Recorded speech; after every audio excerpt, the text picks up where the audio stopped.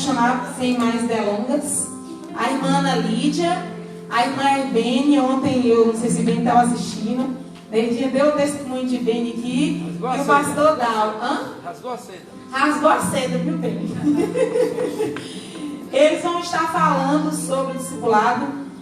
Ninguém assim tem que ser discipuladores também para falar, não só discipuladores espontâneos, como discipuladores ali na prática. E esses três aqui, irmãos, assim como outros que estão sentados aí, são discipuladores. E os irmãos, eu acho que os irmãos veem frutos de excelência na vida deles. Então, cada um vai ter 5 minutos para expor. Agora aí, Dal falou que é para eu ficar ali, que se ele falar muito, eu vou falar com ele. Dal, acabou seu tempo. Qualquer coisa eu chamo o Júlio. Então, eles vão falar 5 minutos. Depois a irmã Elaine está aqui, com a caixinha e com papel para os irmãos fazerem perguntas. E no final eles vão responder as perguntas e farão as considerações finais. Qualquer coisa a gente chama. Amém. Graça e paz, irmãos. Até 3 minutos está bom, dá um recado. Mas louvamos a Deus pela presença dele neste lugar. Então, continuando, que nós também não temos muito tempo, Jesus nos chamou, né? Quando ele fala em Mateus 11, 28 a 30, ele diz o quê? Vinde a mim. Depois ele fala o quê? Aprendei de mim, né?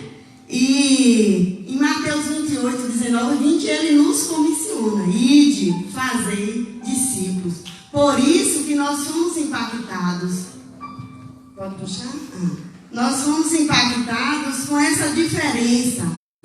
Entendeu? Que o pastor falou aí muito bem. Crente todo mundo é. Mas discípulo é um processo que nós, estamos nesse processo. Todos nós. O Senhor disse: ide, nos deu uma ordem. E fazer discípulos. É uma ordem. Não tem para onde correr. Não tem para onde a gente dizer assim: não, mas eu não fui chamado. Não. O Senhor nos chamou. Mandou que nós aprendêssemos dele. E mandou a gente ir e fazer discípulos. E eu não sei onde eu estava, porque eu perdi muito tempo.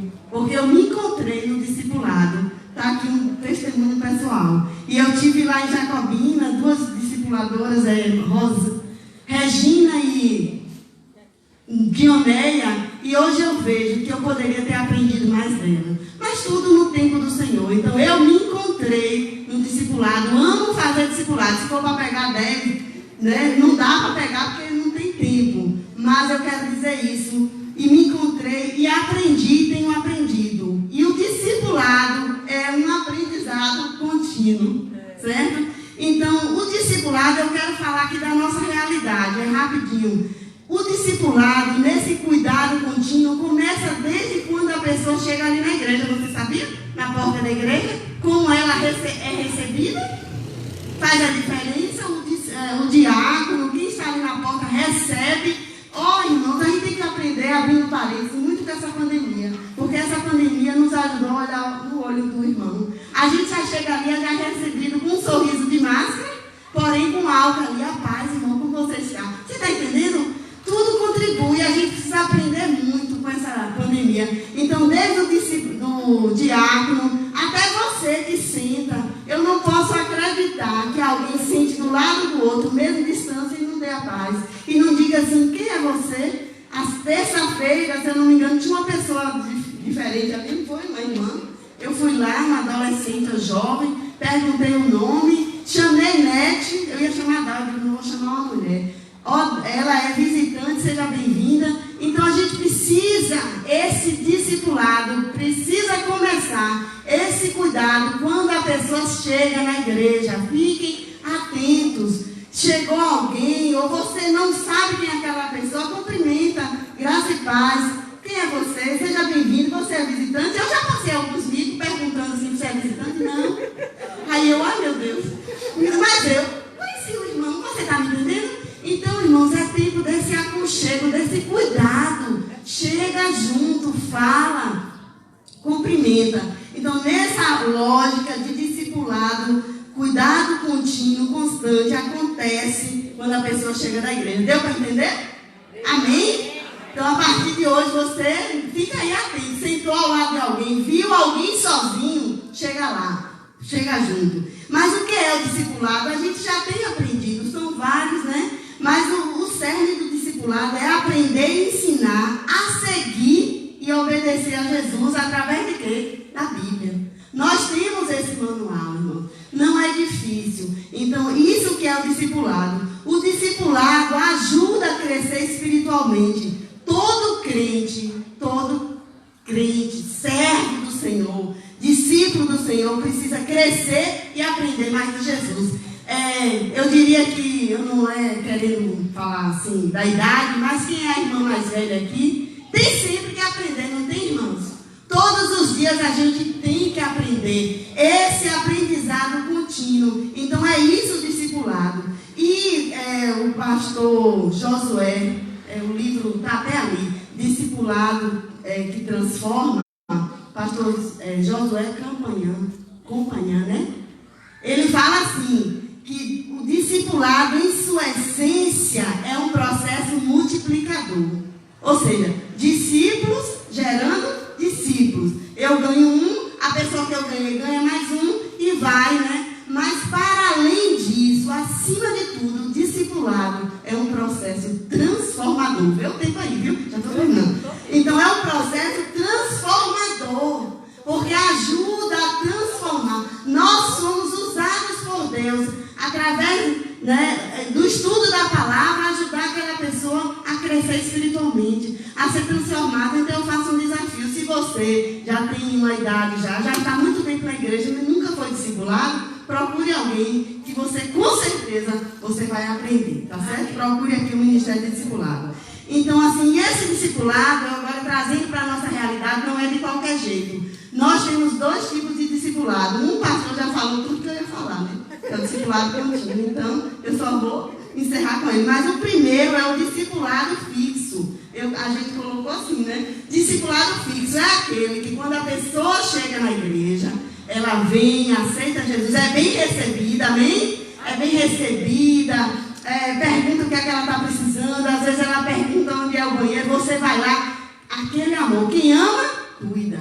Quem ama, cuida. Então ela chega, vem aqui à frente, aceita Jesus, é ali colocado, vai lá, o pastor, mas Rosana e Osias fazem esse trabalho muito bem, recebe, anota o nome, procura se ela quer ser discipulada. Uma coisa muito importante dentro desse discipulado fixo é se a pessoa quer, né? Nem sempre. Às vezes não quer, você não vai forçar, como a missionária Leidinha falou muito bem. Então esse discipulado é individual, aí você vai, faz esse processo do conhecimento, escolhe. Então, Lila falou muito bem ontem. Eu sempre vou estar remetendo a sexta e a ontem, porque é muito bom. Lila falou muito bem ontem sobre a escolha, bem precisar estar aqui, mas deve ter assistido, sobre a escolha da discípula dela. Então, ele é feito através de oração. E eu quero louvar a Deus pela vida do pastor José e Rosana, porque eles oram. E aí vem, Ana, o que é que tu acha de fulano para fulano? Vamos orar. Deus confirmando, vai. Porque já teve casos do discipulado começar com uma pessoa, um discipulador, e não dá certo por alguma coisa. Isso é normal, irmãos. Não tem dificuldade nisso. Então, esse processo começa quando a pessoa chega, anota o nome, aí vem o primeiro encontro. Eu estou falando da nossa realidade. Nós nos encontramos no primeiro encontro do discipulado, eu com Lúcia, eu com outra discipulanda, Valéria, outra. É assim, e os demais irmãos, você tem uma conversa. Não chega logo e passa a revista, não. Tem uma conversa, há um conhecimento a gente tem que ter uma empatia, como é, o que ela pensa. Está terminando? Eu vi você olhar, está terminando. Deixa eu te falar. Sim. Já passou você falou 5, eu acho isso pouco. Então vamos fazer 10 minutos. Pode continuar. Já estou terminando. Você tem 2 minutos ainda. Amém. Pode continuar. Então, esse processo, a gente esclarece as dúvidas, combina horário. Oh, meu Deus. Jesus. Dá a bênção, fica tranquilo. Combina horário. Outra coisa, a gente combina, sabe o que, irmãos? Eu sempre faço esse pacto da sinceridade. Eu pergunto, você está gostando? Bem, se não tiver, ou a gente muda ou a gente para. tem que ter entre o discipulador e o discipulando confiança e sinceridade. Entendeu? Não quer, nem Jesus obriga. Então eu amo essa questão, porque eu digo logo, você quer continuar? Tá? Nem sempre a gente vai para a revista, como foi dito aqui. Depois que a gente... Tem dias que não dá para fazer o processo nessa revista. Aceitei a Jesus. E agora? O que Ele deseja que eu faça? Tem dias que é só oração, palavra e conversa. E eu quero falar muito mais. Além do processo transformador, o discipulado, ele é um processo terapêutico. Eu sou muito abençoada quando eu estou fazendo discipulado. Eu não só ensino, mas eu aprendo e saio daqui outra. E aí, não é um peso, mas é uma responsabilidade de cada dia me tornar uma pessoa melhor. Senhor, eu preciso ser exemplo que as meninas vão falar aqui, que as meninas... E a menina vão falar aqui sobre isso. Tem que ser exemplo. Eu não posso, as pessoas que vão falar aqui vão falar sobre isso. Tem que ser exemplo. Perfeição não existe, mas eu não posso falar daquilo que eu não vivo. Eu, como discipulador, eu preciso ter uma experiência com o Senhor, com o Espírito Santo, para naquele momento que eu estiver ensinando, a ministração do Espírito Santo. Só o Espírito Santo pode transformar a vida do discipulado, amém? E o processo, há dois tipos de discipulado, o fixo e o contínuo. O contínuo, o pastor já falou tudo, eu não preciso falar nada. E Neguinha falou assim, é aquele que vai até o final da vida. E eu quero desafiar você, que está aqui na igreja, a ser discipuladora de um irmão, de uma irmã. Convide para ler a Bíblia, convide para caminhar. Quem disse que na caminhada a gente não está discipulando? Eu estou ali falando de Jesus. Não perca tempo falando dos outros, não perca tempo falando do culto. Ganhe tempo falando de Jesus, compartilhando da palavra. Que Deus abençoe. Amém. Desculpa aí. Graças a Deus pelo pastor ter falado tudo que eu ia falar. Eu fiquei preocupado porque Ana é rápido. Me perdoe, viu? Me perdoe. Gente, mas que bom. Ana falando dessa questão de discipulado terapêutico, e eu queria já começar com esse ponto da mutualidade do discipulado que gera cura. O discipulado que gera cura, mas pela palavra, pela ação do Espírito de Deus. E o Espírito de Deus, ele age de maneira completa, ele age tanto na vida do discipulando, como na vida do discipulador também. Porque ninguém está pleno, completo de conhecimento, e nunca estaremos. Só quando Cristo vier nos buscar, de fato, lá nós estaremos plenos. Mas aqui não, aqui nós estamos em constante aprendizado. E é um processo mesmo de troca de conhecimento, de a gente aprender um com o outro. E essa mutualidade é que gera, como a Ana colocou, essa cura mesmo terapêutica. E nesse período que a gente vive, né, a gente sempre foi assim, mas a gente vive um período agora, de uns anos para cá, que essa pressão mesmo assim do mundo, essa pressão que tem adoecido tantas pessoas, e as pessoas chegam até nós com uma carga muito grande, muito pesada. E a gente precisa lidar com isso, questões espirituais, questões emocionais, questões psicológicas. Tudo isso, nós somos assim, nós somos esses seres. A gente não é só espiritual, a gente também tem outras áreas da nossa vida que elas precisam ser tratadas. E o discipulado, amados, é uma ferramenta de Deus, mesmo assim, que a gente compreende, e ele gera cura mesmo no coração das pessoas. Teve dias que eu vim discipular e não vim muito bem, mas você vem discipular e de repente Deus ministra aquilo que você estava ministrando lá, Deus já está ministrando cá também para a nossa vida. E aí saem os dois curados, saem os dois edificados, porque o discipulado, ele gera cura e é mútuo, não é uma via de mão única, é uma via de mão dupla. E a gente precisa compreender o discipulado dessa maneira. E eu pensando nessa mutualidade do discipulado que gera cura, e como a Ana já colocou aqui, que o pastor tinha dito, do discipulado contínuo, e a igreja, ela foi instituída com base nisso, no discipulado contínuo, de cuidar de pessoas. E aí a gente vai perceber que, como o pastor colocou, eu gosto muito desse texto que o pastor leu aqui, de Gênesis, quando Deus pergunta para Caim onde está Abel, e é uma pergunta, né? Olha como Deus trata com a gente. Porque Deus sabia o que Caim sabia, mas Deus queria ouvir dele, e Deus quer ouvir de nós onde está o nosso irmão. Porque Deus sabe onde estão todos, Mas Deus trata tanto com um como com o outro. Deus pergunta o que está do teu irmão, e aí ele vai e responde. Mal criado, né? Além de tudo, mal criado. Sou eu o guardador do meu irmão, não tenho nada a ver com ele. E muitas vezes nós precisamos tomar cuidado, porque muitas vezes nós somos mal criados. Ao nosso irmão, e a gente não responde como Caim respondeu, porque a gente fica com medo do fogo descer e consumir a gente. Aí tem essas coisas, né? Mas Deus está olhando tudo, Deus está vendo tudo. E a gente é mal criado porque a gente não cuida. Deus está falando cuida e a gente não responde para Deus, mas também faz bico ou cruza os braços e não cuida. Então a gente está muitas vezes na mesma condição de Caim, de não cuidar do nosso irmão.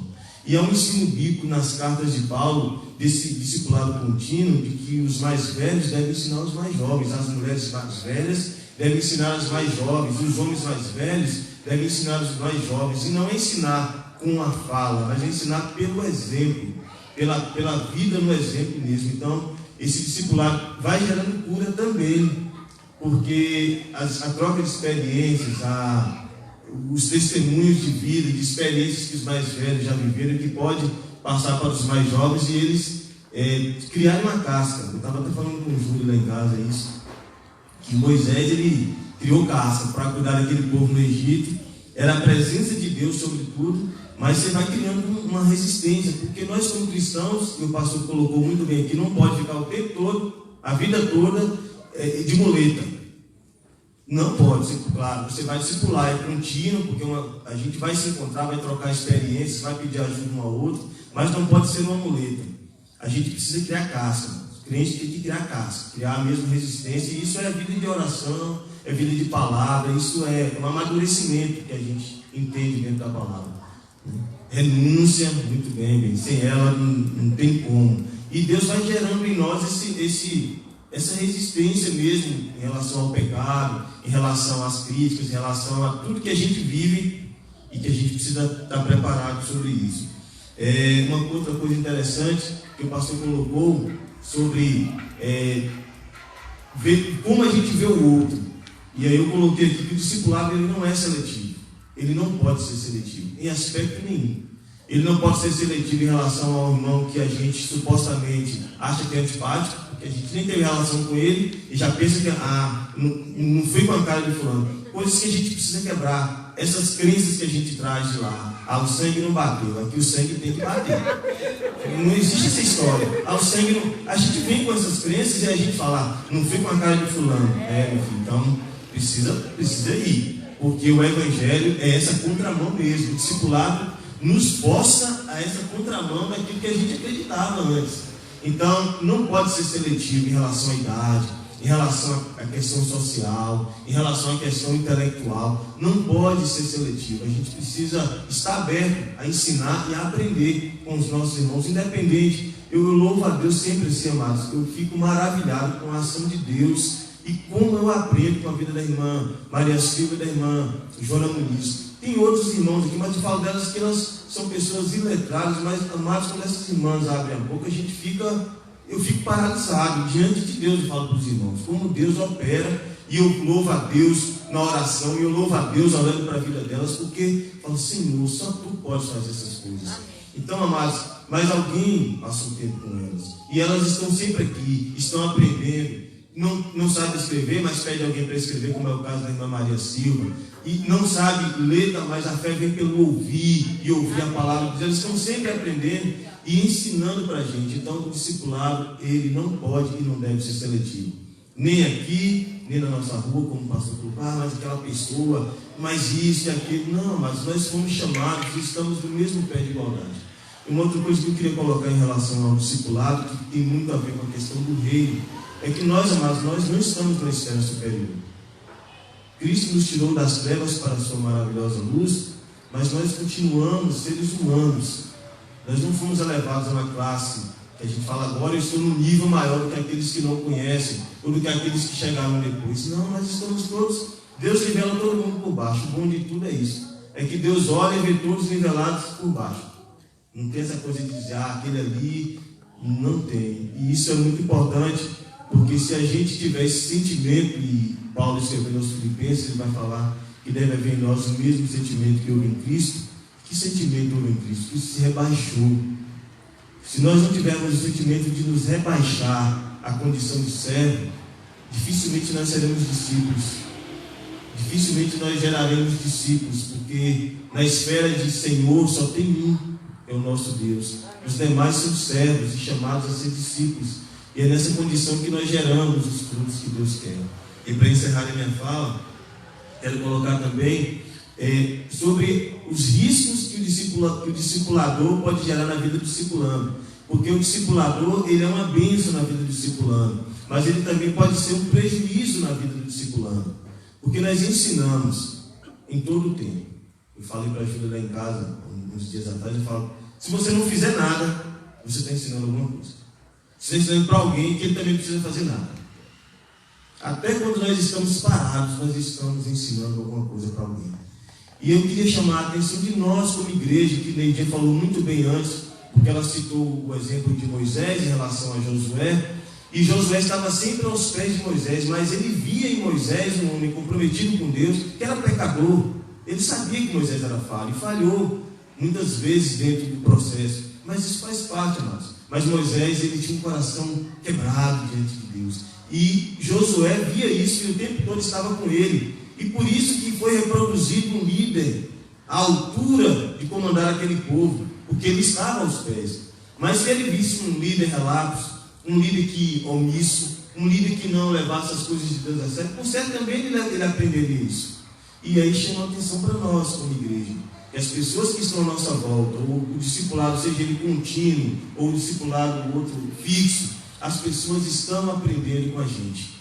Então, se eu e você não amamos congregar, as pessoas que estão à nossa volta também não vão amar. Se nós não temos senso de pertencimento, aqueles que nós discipulamos também não terão. Eles vão dizer, meu líder não vai. Tem as programações, os eventos que nós precisamos nos envolver com o Senhor, e com aquela programação a gente desdenha. Aí, aquele que está sendo discipulado, ou que está à nossa volta aprendendo com a gente, ele vai ter o mesmo sentimento. Se ele que já está aí há tanto tempo, ou ela não vai, quanto mais eu. Se nós somos murmuradores, nós geramos discipulandos murmuradores, reclamões. Então, amados, que nós tenhamos esse mesmo sentimento de andar com Cristo, sendo discípulos de Cristo e gerando discípulos saudáveis para a glória de Deus. Amém. Graça e paz, igreja. A minha fala aqui, na verdade, ela começa com algo que o pastor já tinha colocado. É um clamor à misericórdia. A misericórdia para com o discipulando e o discipulador. Por quê? Porque quando a gente ingressa em fazer um discipulado fixo, como que Ana colocou aqui, que é aquele de você chegar numa pessoa de uma forma individual e ir com ela e caminhar no estudo e tudo, no final disso, a gente não recebe um atestado de perfeição. O discipulado, ele não nos dá esse atestado de perfeição. Ele não diz para você, agora, a partir de agora, tu é um cristão perfeito. Isso não existe. E não existe simplesmente. Não existe simplesmente porque nós somos pessoas. Nós somos seres humanos. Nossa igreja é perfeita? Não. O único jeito da nossa igreja se tornar uma igreja perfeita é se a gente saísse daqui. E aí ela deixaria de ser igreja. Porque a igreja somos nós. Então, não há perfeição em nós. Aquilo que há de perfeito em nós é o Espírito de Deus. Amém. Que habita na gente e que nos motiva, e que nos corrige, e que nos levanta, e que nos exorta. Ele sim é perfeito. Mas tanto eu quanto você, com toda certeza, já viveu aquele momento do Espírito de Deus falar com você.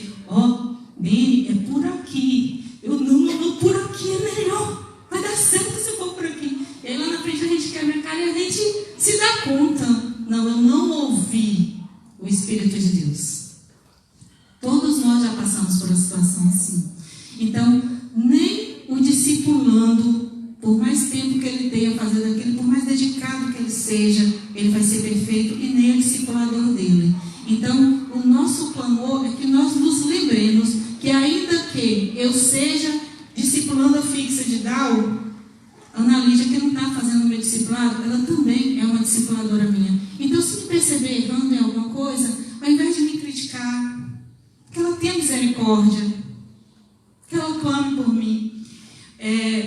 Eu vivi um exemplo disso há algum tempo atrás. Eu lembro que no final do ano passado, alguém comentou sobre algo que um novo convertido estava fazendo. E era uma coisa tão absurda, tão... era um erro tão gritante, que no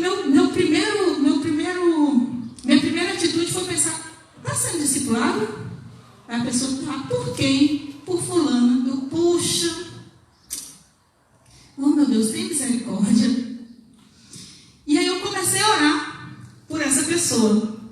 O resultado foi que hoje, essa pessoa que antes estava fazendo um erro tão absurdo, está ativo dentro da igreja, está permanente, tem sido uma bênção, tem sido exemplo, sabe? Isso já foi falado aqui, os meninos já falaram ontem também, Ledinha falou, né? Então, assim, antes da gente criticar, antes de julgar, lembra que ele é corpo de Cristo igual a mim e a você. Tu é a mão direita e a esquerda. Tu é a perna direita e a esquerda. Mas é corpo igual. Do mesmo jeito que o discipulador também é. Ele é só gente. Ele é só um servo de Deus. Ele é só uma pessoa. Ele é digno de misericórdia. Lembram-se que Jesus Cristo, ele tinha um monte de gente ao redor dele, ele discipulava muita gente, mas ele tinha um grupozinho restrito, pequeno, que estava com ele. Tinha um grupo pequeno, que aprendeu com ele de uma forma muito particular, que estava juntinho, que tocava Jesus, que deitava no ombro de Jesus, muito íntimo, mas Judas saiu. E era lá muito próximo. Tomé não teve força sequer para acreditar, sequer para ser crente. Pedro, que estava disposto no momento a morrer por Jesus, o abandonou. E todos os outros também fugiram. Pedro o negou e todos os outros também fugiram. Então que nós tenhamos misericórdia de nós mesmos e do próximo. E um outro ponto que me pediram para que colocasse é alguns pré-requisitos, né, para que você possa ser um discipulador. Primeiro momento, todo mundo deve ser discipulador. Mas existem alguns critérios que a gente precisa pensar, não apenas para a questão de ser discipulador, mas para ser um cristão. Conversão, que é muito diferente de convencimento. Infelizmente, as nossas igrejas evangélicas estão muito cheias de pessoas que são convencidas acerca do Evangelho, mas que não foram convertidas ao Evangelho. E há uma diferença. Uma coisa é você saber quem é Jesus, uma coisa é você conhecer o Evangelho, mas uma coisa é você se converter a Ele. Quando eu me converto a Ele, Ele passa a ser Senhor da minha vida. E tudo em mim precisa mudar. Tudo em mim, todos os meus planos, todos os meus projetos, todos os meus pensamentos, todos os meus sentimentos precisam passar pela vontade dele. E às vezes isso não acontece. Sobretudo nos dias de hoje, né, que a gente pode escolher. Se você quer ser pentecostal, tem uma igreja para isso. Se você gosta dos louvores, tem uma igreja que é mais do louvor. Você pode escolher. Então a gente tem que ter muito cuidado com isso. Porque a igreja do Senhor é uma só. Amém. Amém? Uma outra coisa é oração. Eu não sei como uma pessoa conseguiria discipular outra sem oração. Eu, inclusive, já falei para a Rosana, pastor Josa, que eu não conseguiria pegar mais de uma pessoa de uma vez. Eu admiro muito quem consegue fazer isso, exatamente por conta disso, da oração. Porque quando você pega alguém para discipular, uma coisa que a Ana falou e que eu vou repetir aqui, a gente tem que se tornar, antes de qualquer coisa, amigos. Eu preciso ser amigo de quem eu estou discipulando, senão o negócio não vai dar certo. E quando você é amigo de alguém, você sofre com o sofrimento dessa pessoa. Então as batalhas espirituais que um discipulador enfrenta são muitas. A gente precisa parar e ajoelhar e orar. O seu discipulador chegar para você e comentar, bem, está acontecendo isso. E você perder sono à noite por conta daquele problema que é dele, não é seu, mas se tornou seu pelo amor que você tem por ele. E até que aquilo se resolva, você não para de orar. Então não tem como você ser um discipulador sem oração. Uma outra coisa, está disposto a servir. Foi aquilo que pastor Ismael falou aqui. E que você não precisa de título para isso. Nós temos hoje alguns exemplos aqui na nossa igreja de pessoas que tinham títulos e já não tem mais. Deixou de ser líder disso e daquilo. E eu nunca vi essas pessoas trabalharem tanto quanto estão trabalhando agora. Isso é ser servo. É você não precisar de título para você estar trabalhando. Você faz porque você ama fazer. Mas todas essas coisas que a gente citou até agora, a gente pode até se enganar e achar que tem. Mas tem uma que chamou a nossa atenção, de uma forma particular, quando a gente estava conversando, que é a questão da submissão. Você precisa estar submisso à liderança. Se você não estiver submisso, se você não for uma pessoa submissa à liderança, aqueles que exercem autoridade sobre você, e eu não estou me referindo apenas a uma liderança dentro da igreja, não. É bom que a gente pense nisso. É uma liderança lá fora também. É a liderança com o meu chefe, é a liderança com alguém que exerce uma certa autoridade comigo no meu trabalho, é a liderança com meu pai, com a minha mãe, com o meu marido. Se eu não estiver conseguindo isso, se eu não estiver vivendo isso, vai ser muito complicado para mim. Como é que eu vou liderar alguém? Porque o discipulado é também, ele exerce também uma postura de liderança na vida do outro, se eu não consigo ser liderada por alguém. E aí cai naquilo que Dal falou. Eu corro o risco de formar corações rebeldes. E misericórdia, porque o Senhor Deus não tolera rebeldia. Então, se tem uma coisa que a gente tem que estar pensando, é nisso também. Submissão. E se lembrar que quando eu sou submissa ao outro que exerce autoridade sobre mim, em primeiro lugar, eu não estou sendo submissa a ele. Eu não sou submissa ao pastor em primeiro lugar. Mas eu estou sendo submissa a Deus. A Deus. E em contrapartida, quando eu sou rebelde com relação a ele, ao pastor ou a qualquer outra autoridade legitimamente constituída sobre a minha vida, eu não estou sendo rebelde apenas a ele ou àquela autoridade, mas eu estou me rebelando contra Deus. Contra Deus. Amém, igreja? Glória a Deus. Dá vontade de ficar aqui ouvindo o dia todo. Glória a Deus. Louvado seja o nome do Senhor. Elane, já tem alguma pergunta aí? Vai trazendo. A gente vai lendo as perguntas. E quem tiver perguntas para fazer, se tiver uma escolha, ou se pode ser para os três. Pode fazer aqui que eu vou lendo e é melhor para eles. Tem várias. Gente, vamos lá. Se tiver mais, pode. Não tem nome, então eu vou fazer a pergunta e vocês veem quem vai responder, tá bom? Quem é batizado com o Espírito Santo necessariamente tem que falar em línguas? Vai, discipuladores, responda aí.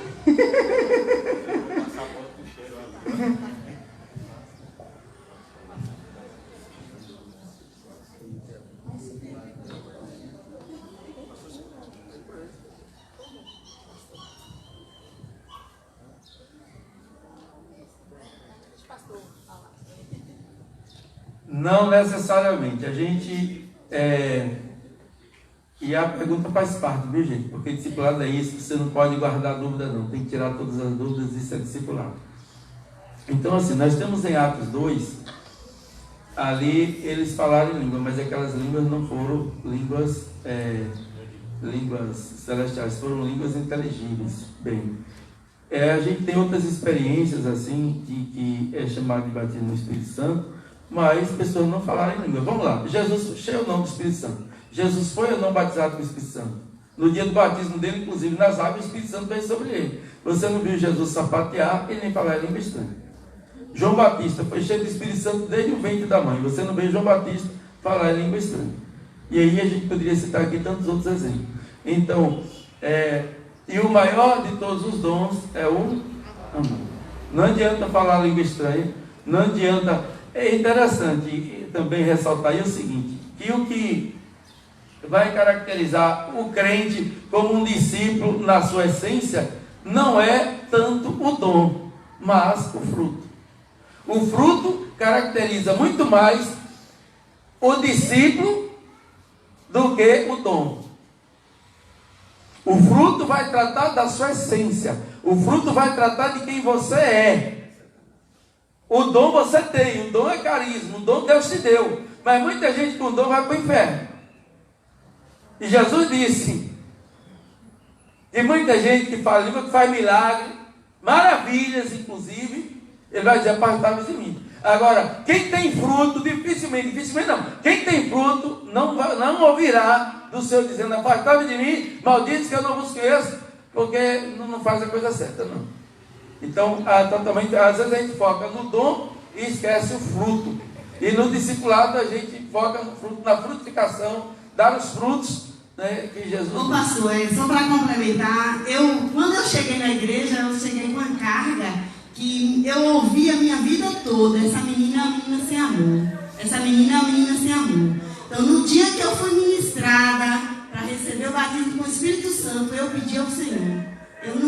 Tinha muita gente falando em línguas, mas, Senhor, eu quero esse batismo de amor. E hoje eu entendo o porquê daquela experiência naquele retiro. Vocês entenderam? Amém. Porque a gente vem com uma carga muito pesada. E você ouve a vida todinha. Você entra na igreja e você continua apática. Porque era assim que eu era. Então eu pedi ao Senhor, depois de casada, de mulher de pastor, que eu fui para um encontro e eu pedi ao Senhor: eu quero um batismo de amor. Eu não quero línguas. Eu preciso quebrar esse ciclo, essa maldição que foi feita na minha vida, que foi lançada sem entendimento, sem conhecimento. E eu achava assim que eu era uma pessoa fria, sem amor. Mas quando a gente cheia do Espírito Santo, a gente tem amor. Quem ama, cuida. Só ainda reforçando, irmãos, quem fala em língua, fale. E fale à vontade mesmo. Viu? Aqui a igreja renovada, nós cremos nas evidências do Espírito Santo. Cremos sim. E os irmãos buscam, são incentivados.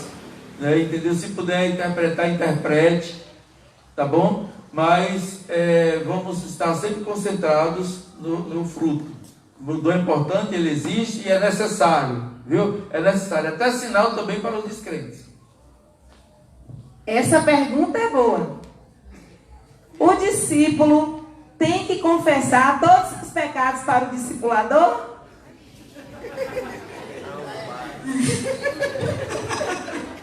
Somos padres.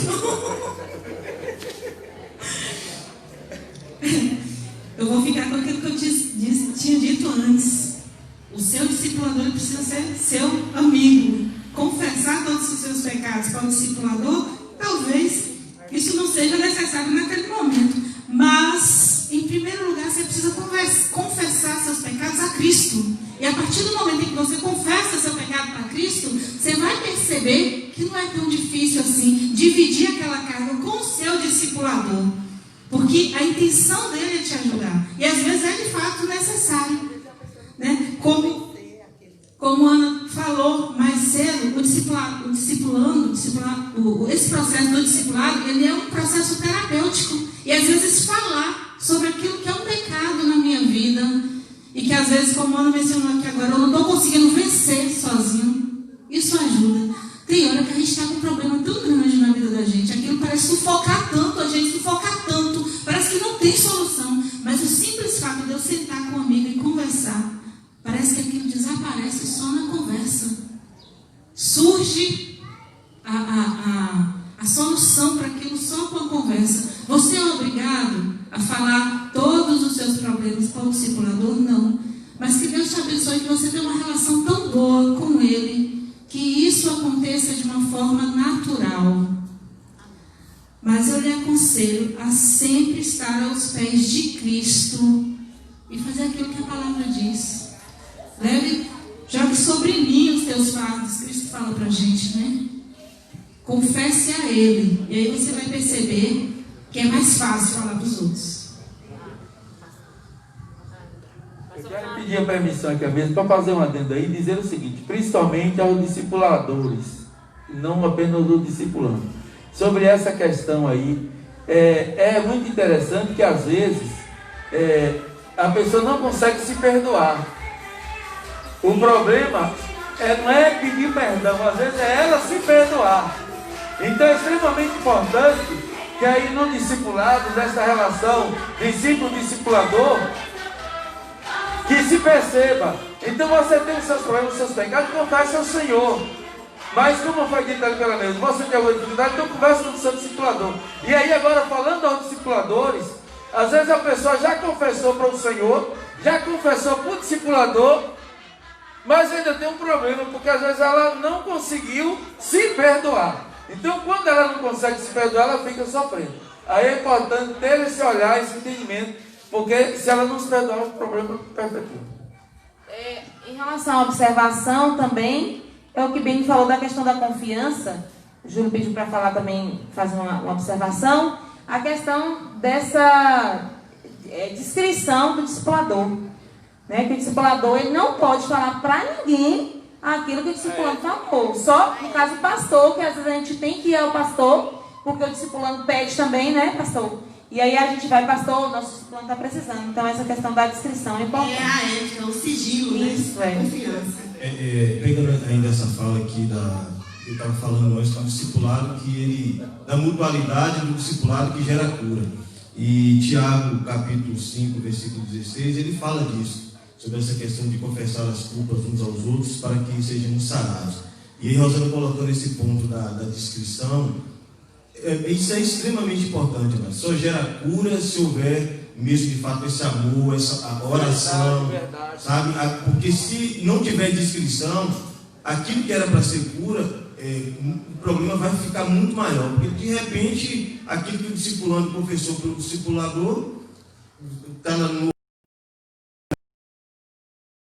que a Beni colocou, um olhar de misericórdia, e vai acabar matando esse irmão, né? E se ele, como o pastor colocou, já não consegue se perdoar, já tem essa dificuldade, isso é um problema sério, mas e isso que o pastor colocou é tão sério, não pense que não existe pessoas assim, que veio para Cristo, Deus já perdoou, ele já confessou, mas ele não consegue se libertar, ele ou ela, não consegue se desprender daquela culpa, e aí vai sofrendo um tempo muito grande. Então é extremamente importante pensar sobre isso, dessa mutualidade, dessa confissão do pecado, mas que gera cura, como o Tiago fala. Nós temos a última lição que fala sobre Jesus deseja que você seja curado interiormente. E Josa colocando aqui, né, que às vezes tem coisas que a gente não dá conta mesmo, a gente vai levar para o pastor. Porque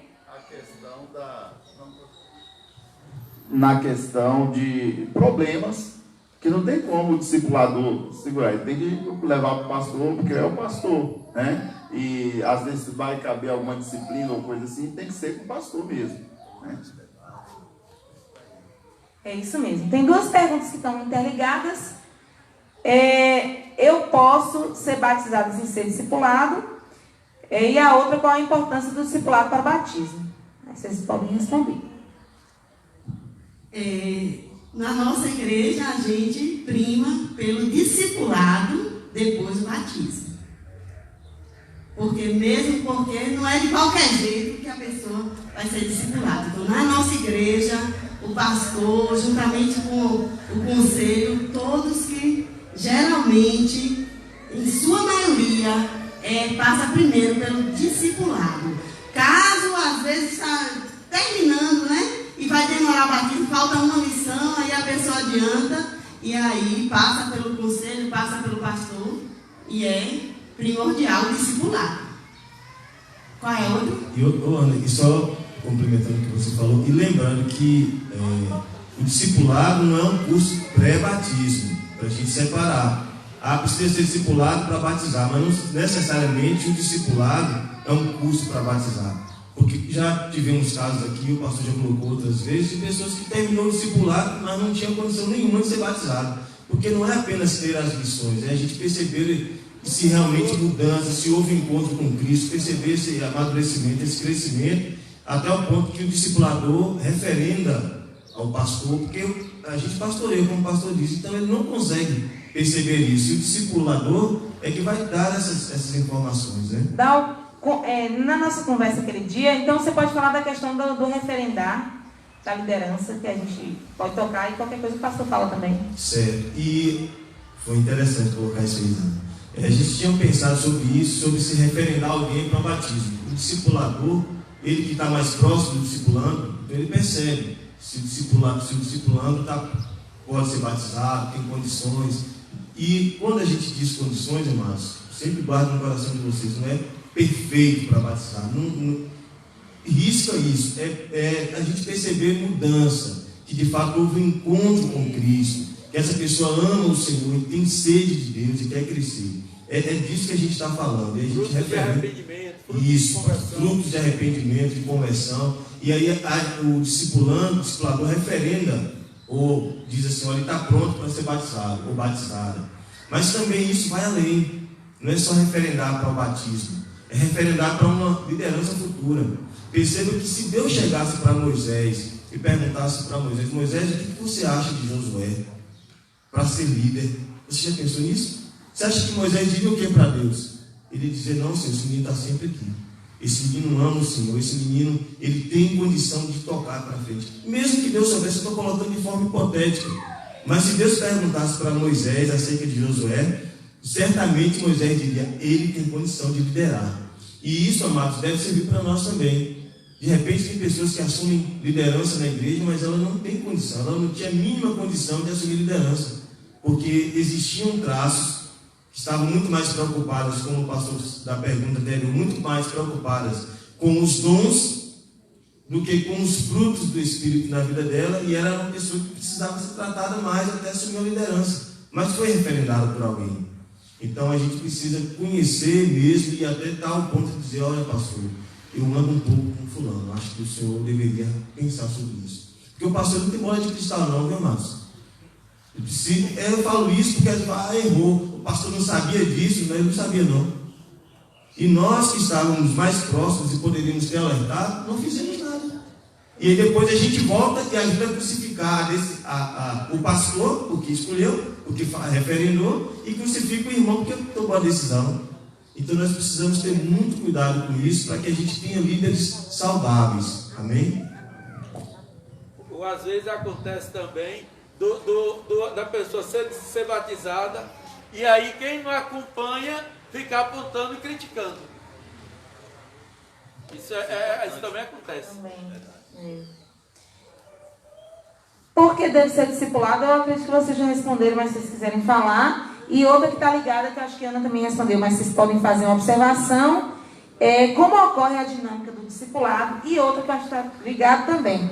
Uma pessoa pode fazer o discipulado sozinha, sem o discipulador acompanhando? Então essas três aí, eu acho que vocês podem responder em um pacote.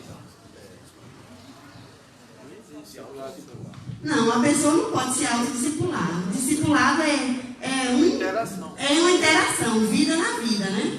E o processo do discipulado, tem uma pergunta aí assim? Tem. Como ocorre a dinâmica? A dinâmica é uma vez por semana, que inclusive eu ia falar, mas aí porque meu tempo estava acabando. Glória a Deus que agora deu oportunidade. É uma vez por semana, 1 hora, entendeu? Mas para além desse encontro semanal, o discipulado é diário. Você manda mensagem, você ora. Irmãos, eu sou responsável. Para mim, arde o meu coração, porque eu tenho que orar todos os dias pela minha discipulanda. Pelas minhas discipulandas, eu tenho 2 agora. Uma já terminou, está quase terminando. Mas é minha responsabilidade. Então, esse discipulado não só uma vez por semana, 1 hora, ele é diário. Manda mensagem, procura saber como é que está. Tá certo? E qual é a outra? Foi isso. Sim, agora eu tenho um caso que ela me pediu para fazer 2 vezes.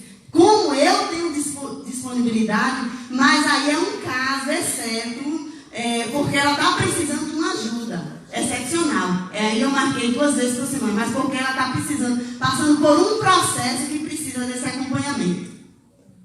E os meninos querem falar porque deve ser discipulado? Acho que já foi respondido, não já? E é o que a Ana falou, discipulado é que o pastor tem sempre batido na tecla, é vida na vida. É tomar um suquinho junto, que a gente sofre, mas a gente também curte. Pedalar com Erasmo, pode, né, Erasmo? Também, discipulador. Erasmo está discipulando Célia no pedal. Ou uma pergunta boa. Posso discipular, todas são boas, né? Posso discipular alguém sem ter um chamado específico?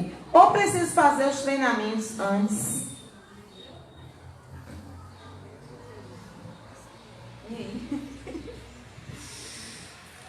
A gente já tinha dito aqui antes, e isso é bom que fique, todos nós, enquanto cristãos, enquanto servos de Deus, nós somos discipuladores, né? Que isso fique claro para a igreja.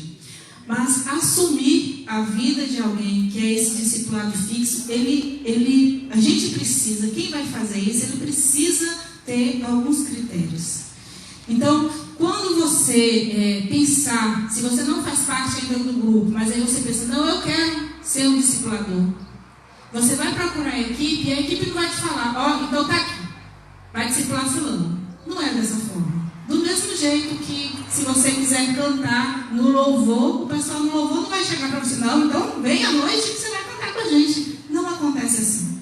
No reino de Deus a gente faz as coisas de uma forma organizada, né? De uma forma que depois nem seja um prejuízo para você e muito menos para a pessoa que você vai discipular. Então você vai ficar um tempo na equipe, você vai ser observado, você vai estudar junto com a equipe. De certa forma você vai ter também um discipulado com a sua liderança, até que essa liderança perceba que há maturidade suficiente e, como o Dal falou, voltamos a nos lembrar que não é perfeição, você não precisa ser perfeito, porque nenhum de nós é perfeito, mas até que você tenha uma certa maturidade para isso, até porque discipular alguém exige essa maturidade, exige que você tenha um certo vigor espiritual, uma certa força, porque de certa forma você vai sim estar carregando sobre as suas costas o fardo que é de uma outra pessoa. Você vai precisar ser forte o suficiente para isso. E às vezes é você que está precisando primeiro se fortalecer pessoalmente para que depois possa ajudar alguém, né? Então, se arde no seu coração esse desejo de ser um discipulador, procure a liderança e lembre-se daqueles critérios que a gente já tinha colocado, sobretudo submissão, né? Não é porque eu quero, mas eu primeiro tenho que ser preparado para isso. E lembrando que o meu serviço não é para o próximo, é para Deus. Então ele tem que ser feito o melhor possível. Até mesmo que o discipulado, né, é lidar com aquilo que Deus mais ama. Exatamente. Aquilo que é precioso para Deus. A gente vai se tornar responsável por aquilo que é precioso para Deus, que é a vida do próximo, né? Então eu tenho que estar preparado para isso. A gente não faz isso de qualquer forma, né? Nós somos responsáveis. Que o pastor João quis falar é que vidas é o que é mais precioso para Deus, são vidas, né? E que bem colocou. E outro adendo aqui, falando assim que Lani trouxe aqui, que o discipulado também, a gente fez uma sala de discipulado aqui embaixo, se a pessoa veio de outra denominação, e assim, que é o reino. Mas às vezes tem algumas coisas que a gente estuda no discipulado, algumas coisas referentes aqui aos critérios, alguma doutrina, alguma coisa, e as pessoas também podem querer estudar sobre isso. Às vezes a gente tem um discipulado, a gente conversou com o pastor, né? Ou às vezes a pessoa está muito tempo, veio para a igreja, se converteu, já vinha batizado, nunca foi discipulado, também pode ser discipulado. Como é bem, eu tinha falado isso. Tem 3 perguntas aqui, que eu vejo essas perguntas que talvez a pessoa queria fazer para o seu discipulador, mas talvez ele não está sendo discipulado agora e quer fazer para vocês, viu, discipuladores? Então, eu vou fazer uma para outra para outra. 3. Com relação à música, algumas é pecado. Aí vão pensando aí que eu vou fazer logo as 3 perguntas. Vocês podem responder. O que é? E tem um complemento aqui, observação. Músicas que não são de adoração. Ou talvez até, que a gente sabe que tem músicas, né, que são gospel e que não são de adoração, né? Concordo, não sei se vocês concordam. O que é necessário para ser batizado com o Espírito Santo? Outra pergunta aí, cada um responde um aí, quem achar. E o que é cavar? Que pergunta para o discipulador. Discipulador, o que é cavar profundas valas? Não entendi. falou isso? Acho que não. É aprofundar. Aí vocês três veem. Quem vai responder? Como é que vai ser? Quanto à música, a Bíblia fala que da mesma fonte de água doce não pode sair água salobra. Então, não tem como você ser um cristão e você amar ouvir música do mundo. Pelo que eu entendi, é isso. São essas músicas seculares? São músicas seculares? Então, não tem como. Da mesma fonte não pode sair a mesma água. Da água salgada sai doce e da doce sai salgada. Não tem como. Então, isso já é fato. Outra coisa, as músicas do mundo trabalham muito na sua alma. Você fica muito, sabe? E Deus, a música de adoração nos leva à presença de Deus. Ela preenche o vazio do nosso ser. É para além alma. Vai para além isso, vai para além alma, como o pastor está falando. É para o espírito. Então não tem como você ser um adorador, né? E querer ouvir música do mundo. Lógico que dentro do nosso meio tem aquelas músicas que não são de adoração. Então a gente precisa saber, ter muita sabedoria para entender isso. Eu quero passar para Dal, mas eu quero citar, antes de Dal falar, eu preciso falar isso. Tem uma música que a gente canta muito aqui e foi muito criticada, mas tudo bem. Mas eu quero dizer que essa música marcou muito quando eu trabalhava nas escolas do campo, porque um dia foi feito o encerramento. E aí passou essa música que eu não queria citar o nome, que é Raridade. Que tem alguns que tem fala sobre a música Raridade. Mas um senhor de idade ouviu aquela música, começou a chorar e falou isso. Lá na escolinha do campo, disse assim: professora, eu precisava ouvir essa música hoje. Ele estava se sentindo um lixo. Mas o que eu quero dizer, que Dal vai falar sobre isso muito bem, que a gente precisa ter muita sabedoria. Lógico que a gente precisa ser seletivo nas nossas músicas. Mas Deus usa. Você está entendendo? Precisa dizer mais. Só pegando um ponto. Porque isso é um tema que é tão discutido, é tão abrangente. A gente, nesse tempo agora, nunca foi tão presente na vida da igreja essa questão musical. Seja ela a música que nós consideramos a música sacra, que é a música sagrada, e aquelas que nós consideramos a música mundana ou profana. Porque existe uma diferença também, amados. Existe uma diferença. A música secular, nem toda música secular é profana. A gente tem que fazer essa distinção também. Tem músicas que a pessoa cantou lá pensando em alguém, não tinha realmente nenhuma outra intenção, e não fere a santidade de Deus, que não fere o caráter de Deus. Não estou aqui legitimando nada, só estou trazendo a distinção para a gente fazer ter coerência no julgamento de que tem músicas lá fora. Agora, existem músicas também que tem um ataque direto à santidade de Deus, à família, aquilo que de fato Deus aprova. Existem músicas que têm uma camuflagem. Eu quero citar uma aqui, porque o autor já falou sobre essa música, que é uma música que a gente canta muito, que parece uma música muito inocente. Aquela música que geralmente o Saai usa, que fala assim: terra, planeta, água. Guilherme Arantes, ele é o autor dessa música. Só que um dia ele deu uma entrevista num programa, não lembro agora se foi. Aí a menina perguntou para ele essa música e tal, então assim. E ele falou que a inspiração dessa música para ele foi Iemanjá. Tem um vídeo, amados, ele falou. Então, assim, a gente pensa, essa questão da inocência, a música é tão assim, a gente precisa ter cuidado, discernir bem. Como a gente não sabe o que é, via de regra, é melhor a gente não cantar. E a gente não sabe a procedência de todas elas. Ou a gente não dá ouvidos, ou não enche o nosso coração com aquilo, porque a gente não sabe a procedência. Quer dizer que com isso eu não acho a música, às vezes uma música bonita? A gente acha, eu acho, todos nós achamos.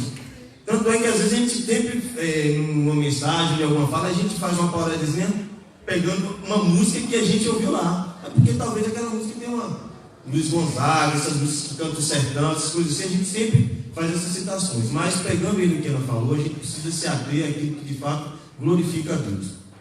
Via de regra, a gente tem que pensar naquilo que vai além da alma, aquilo que não apenas é bonito de se ouvir, e não apenas essa música secular, mas essa música também é chamada cristã, que muitas vezes não tem contexto bíblico, apenas fala de Jesus. E a gente precisa ter cuidado que nem toda música que fala de Jesus é é uma adoração. Às vezes cita Jesus lá de vez em quando, ou às vezes fala um versículo bíblico, mas ela é fora de contexto e ela tem outras intenções. A música, amada, ela tem que ter uma intenção, glorificar a Deus, sobretudo. Ela tem que ter uma intenção de glorificar a Deus. E tem música que vai falar da comunhão, mas essa comunhão só vem a partir de Deus. A gente tem que pensar tudo isso. Aí eu vou cantar uma música de comunhão. Então é uma música para as pessoas, não é uma música que fala de comunhão, mas que ela é gerada por Deus, ela é gerada pelo Espírito de Deus. Então não é uma música para pessoas. A música cristã, ela sobretudo, ela é para a glória de Deus. Amém? Um outro critério que você deve considerar ainda, não somente com relação à música, mas com relação a qualquer outra coisa, qualquer outro entretenimento que a gente vai usar, qual é o efeito disso em você? Porque de repente é uma coisa que à primeira vista não fere a santidade de Deus, não demonstra que é pecado de forma alguma e tal, mas ele gera em você uma emoção que é negativa com relação a Deus. Eu me lembro que a gente tinha uma pessoa que ela gostava muito de músicas internacionais. Ela me falou a certa época, eu parei de ouvir esses negócios. Aí foi. E ela era muito seletiva. Ouvia músicas internacionais, mas observando a letra e sabendo que nenhuma daquelas letras ia de encontro à santidade de Deus. Ela, tinha uma hora que eu me sentia tão assim, sabe? Eu emocional, eu me sentia uma carência tão grande, tão abalada. Músicas românticas, que ela chegava a repensar a relação dela com o marido.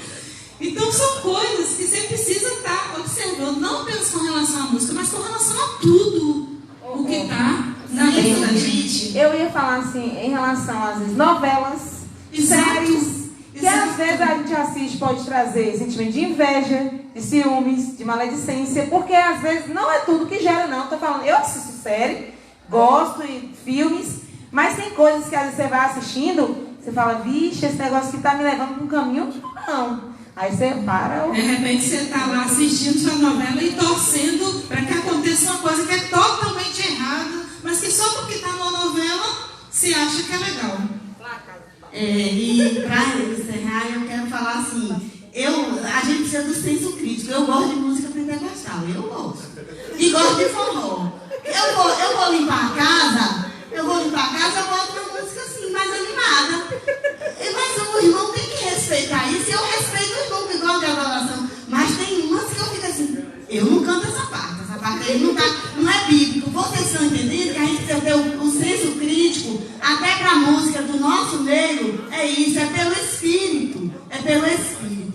O que ela está dizendo aí é estilo forró no sentido de estilo da música, mas a música forró evangélica. Entenderam? É música forró gospel. Eu nasci no meio do forró. Eu gosto de forró gospel. Mas o irmão, respeita o irmão que gosta de adoração. Mas quando eu estou lá ouvindo, eu estou aqui. Essa letra aí, mesmo sendo do nosso meio, eu falo, isso aí não é certo. Vocês estão entendendo? O nordestino gosta, é a questão daí do regionalismo. Eu quero aqui fazer uma fala, acrescentando a tudo que já tem dito, dizer o seguinte. Com relação a essa questão da música cristã, a música evangélica e a música secular, foi dito que a música evangélica era a música, e aí a gente pensando na música na sua essência, a música espiritual, ela vai para além do intelecto, vai para além da alma, ponto. Agora, a gente precisa entender que existe momento, por exemplo, em um trabalho acadêmico, na sala de aula, em que a professora, num processo de educação, usa ali, ou é um processo educacional, melhor dizendo, usa da música como ali uma ferramenta para poder inserir um conteúdo, um conhecimento. E aí, de repente, o aluno está lá e acredita, não vou cantar. Não é desse jeito. Você precisa saber separar um momento de outro e uma coisa de outra. Uma coisa é você ter o tempo em casa para estar ouvindo música. Então, o tempo que você tem que lhe é disponibilizado para você estar ouvindo música, procure ouvir músicas que te edifiquem. Procure ouvir músicas que te levem para além da alma, música que te leve para além do intelecto. E mesmo sendo as músicas evangélicas, você precisa ter uma seleção. Precisa ter uma seleção. Eu entendo música e cada um tem seus estilos, mas músicas é muito do momento. Vai ter momento que você vai estar ali com aquela música mais mesmo que vai te levar a orar, música para meditar na palavra, música para te fazer refletir, música para te fazer celebrar o Senhor, música para estar adorando o Senhor, ou para estar mesmo, né, dançando, celebrando, glorificando. Então você vai ter aí músicas mesmo evangélicas com vários estilos, com vários ritmos, e a gente não vai estar criticando esse ou aquele, mas a essência aí é a música que te edifique. E a gente precisa separar. Se você está na faculdade ou na sua escola e tem ali um trabalho, né, você vai lá e faz o trabalho, não tem problema. Você vai ver aquilo que está sendo solicitado. Foi citado aqui esse negócio de cavavá. Entender isso, extrair um diamante. Discipulado é extrair um diamante da rocha. Pegar a rocha, trabalhar, pegar um diamante, uma pedra bruta, e fazer desta pedra bruta, você pega aí uma pessoa bem bruta, sabe o que é uma pessoa bruta? Um pedrão lá, e aí Jesus fez isso, fez de Pedro um diamante. Pedro, que não era capaz de amar, qualquer coisa batia a mão na espada, e esse Pedro agora está sendo, Pedro está dizendo agora para, ele fala de seguir as pisadas de Cristo, como ele está seguindo, e ele fala agora de se submeter. Pedro muda totalmente, né? Pedro vai fazer uma linguagem que você diz, não, aqui é um Pedro diferente, o Pedro pedra bruta, que era intolerante, que não levava desaforo para casa, de um Pedro agora que fala de sofrer as injúrias, né? Sofrer as injúrias e não revidar nas afrontas. Para encerrar, irmãos, peraí, irmãos, está tão gostoso, a gente já vai ter indo embora, viu? A gente vai fazer depois uma oração final aqui. E se eu, talvez um discipulando perguntando para vocês, o que é necessário para ser batizado com o Espírito Santo? E aí a última, para a gente encerrar. Primeiro ser convertido, né? Primeiro passo, ser convertido, nascer de novo, ter o coração aberto. Agora, assim, eu acredito que buscar, exatamente, era isso que eu ia mencionar. Nós já tivemos, inclusive aqui na nossa igreja, algumas reuniões de busca por batismo de Espírito Santo. Aí, às vezes, algumas pessoas saíam frustradas, porque por mais que orasse, que a coisa não acontecia. Elas não eram batizadas no Espírito Santo neste molde que se espera de falar em línguas e tal. Lembrando que essa não é a única forma de ser batizado no Espírito Santo.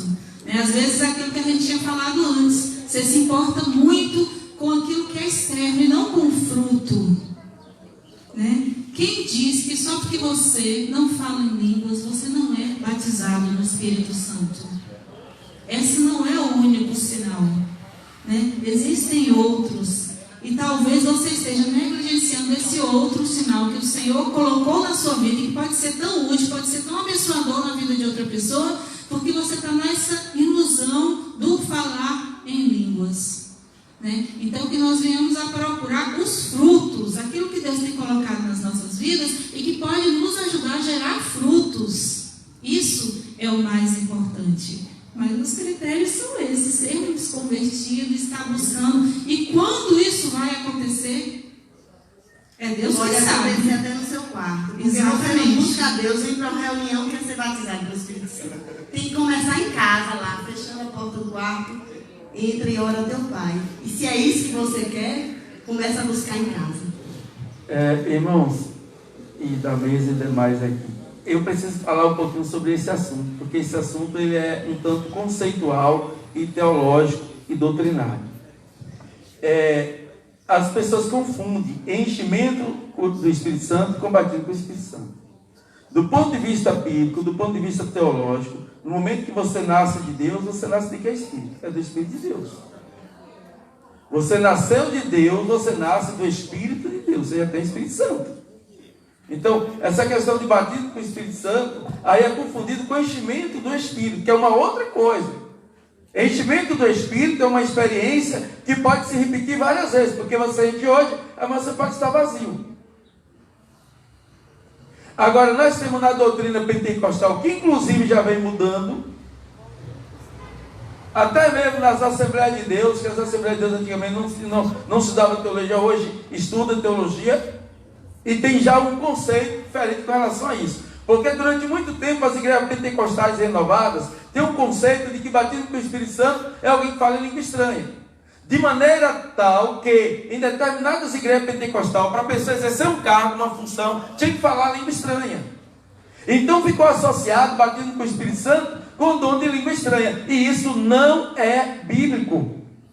Está bem claro lá em Coríntios 12, está bem claro lá, quando Paulo vai falar dos dons, ele diz assim, olha, nem todos profetizam, nem todos falam em língua, nem todos curam, nem todos são apóstolos, nem todos são evangelistas. Mas todos são crentes, hein? Entendeu? Nem todos falam em língua, nem todos interpretam. E Paulo está falando ali, a igreja de Corinto era uma igreja cheia de dons, e ao mesmo tempo era uma igreja confusenta, carnal. É uma igreja, olha, é a igreja que o pessoal falava em línguas, profetizava, que inclusive o culto passava do horário, não tinha ordem. No capítulo 14, Paulo vai falar da necessidade da ordem no culto, porque eles falavam tanto que não tinha ordem. E Deus é um Deus organizado, tem ordem. E aí Paulo vai ter que escrever falando que falasse no máximo 2 ou 3 tal, para que desse oportunidade a outro. Mas Paulo vai falar da diversidade de dons, da diversidade de manifestação, da diversidade de operação, mas para falar não é de dom, é para falar da unidade, que a igreja de Corinto precisava ter unidade. E para falar de unidade, ele fala da diversidade de dons, da diversidade de operação, da diversidade de manifestação, mas a necessidade da igreja ser única. Então, essa questão de conceito de batismo com o Espírito Santo, entenda que no momento que você nasce de Deus, você nasce pelo Espírito de Deus. É o Espírito Santo quem convence do pecado, da justiça e do juízo. Não tem como ninguém nascer de Deus se não for pelo Espírito de Deus. Agora, nós precisamos buscar enchimento? Precisamos. Todo dia. Eu preciso me encher da graça, eu preciso me encher da palavra, eu preciso me encher do Pai, eu preciso me encher do Espírito, eu preciso me encher do Filho. Então, vamos alinhar nossa mente com esse conceito, com esse entendimento, porque é um pouco equivocado. E aí fica mais no estilo religioso de ser, do que propriamente bíblico e teológico. Eu sugiro que o pastor faça estudos mais no meio de semana sobre esse tema. Estamos estudando. Amém. Então, irmãos, nós vamos encerrar agora. Já são 11h10. Tem um slide ali para colocar. Ah, tem um slide aí?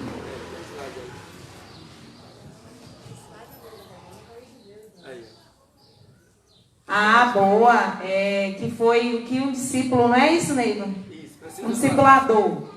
Tratável, ensinável, submisso, transparente, enviável. Amém. A equipe multimídia é bênção demais. 10, nós queremos agradecer até a equipe multimídia. E o pastor vai encerrar. Eu gostaria de convidar uma mãe discipuladora para fazer a oração final, tia Maura. Né, eu gostaria de convidar os Zias, não é para orar não, viu? Vamos para estarem com tia Maura aqui na frente. Tem mais filho de tia Maura aí, gente, hoje.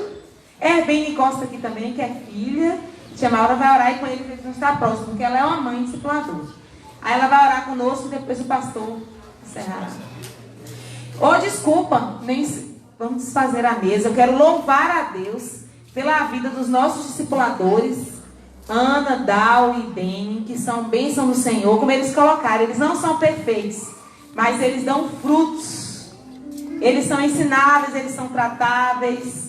Como foi colocado ali, eles são enviáveis. Que Deus possa abençoá-los em nome de Jesus. Vamos ficar de pé, igreja. E tia Maura vai estar orando por nós. Que tudo que foi falado nessa manhã, o Espírito Santo de Deus, ele possa nos fazer sermos verdadeiros discípulos de Jesus. Amém? Nós louvamos a Deus por cada fala nessa manhã. Antes da oração, eu estava ali pensando.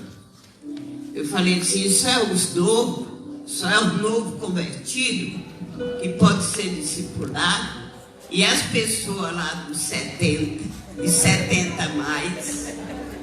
Outra coisa que Tiago, confessar a culpa é o meu pecado, ou o pecado é o meu e a culpa é o Não, estão relacionados. A pessoa quando peca, ela é sempre culpada, por isso que fala a culpa, entendeu? Amém. Irmãos, eu não sei se eu vou ter condição de fazer essa oração.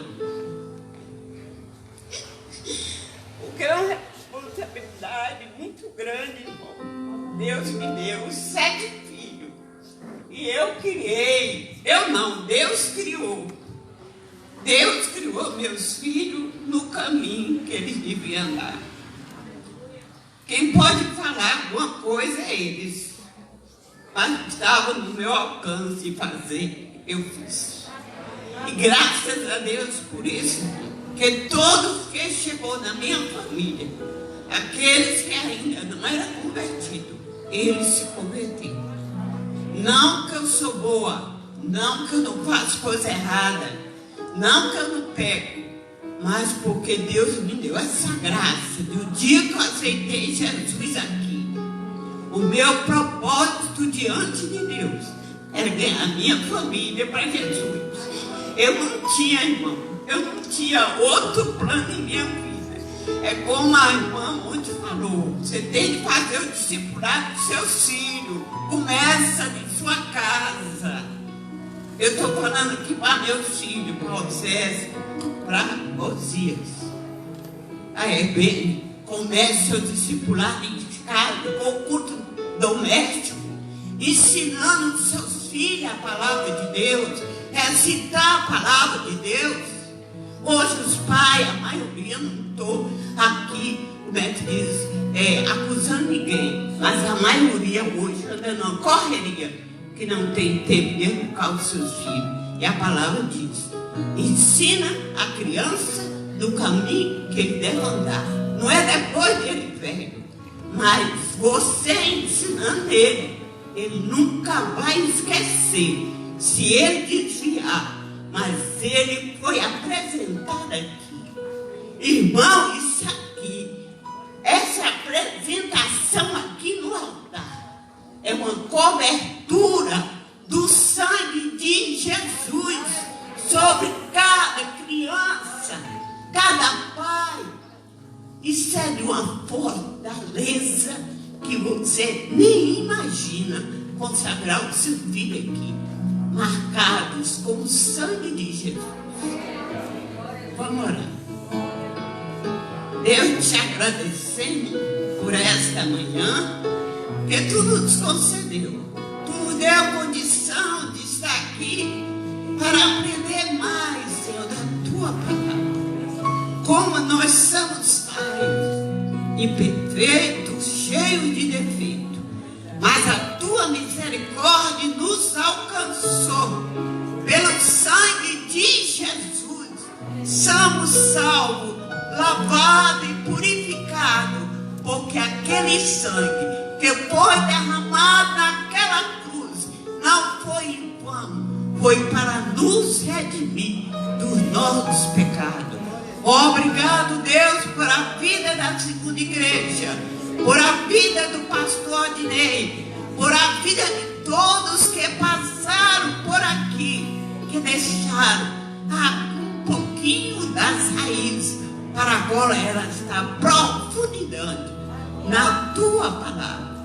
Te louvo por a vida de cada discipulador, por aqueles que também estão aprendendo, que tu ajuda cada um deles a colocar em prática aquilo que tem aprendido e que tem ensinado. Pai, que nunca venha faltar o fruto do Espírito nas nossas vidas, mas que sejamos luz para resplandecer nas trevas. Deus faz de nós luz para resplandecer nas trevas. Te louvamos por tu dar-nos um restante dia na tua presença, e tudo seja para a tua honra e para a tua glória, em nome de Jesus. Em nome de Jesus. Amém. Glória a Deus. Você quer ser um discipulador? Você quer ser uma discipuladora? Precisa passar no teste. Qual é o teste?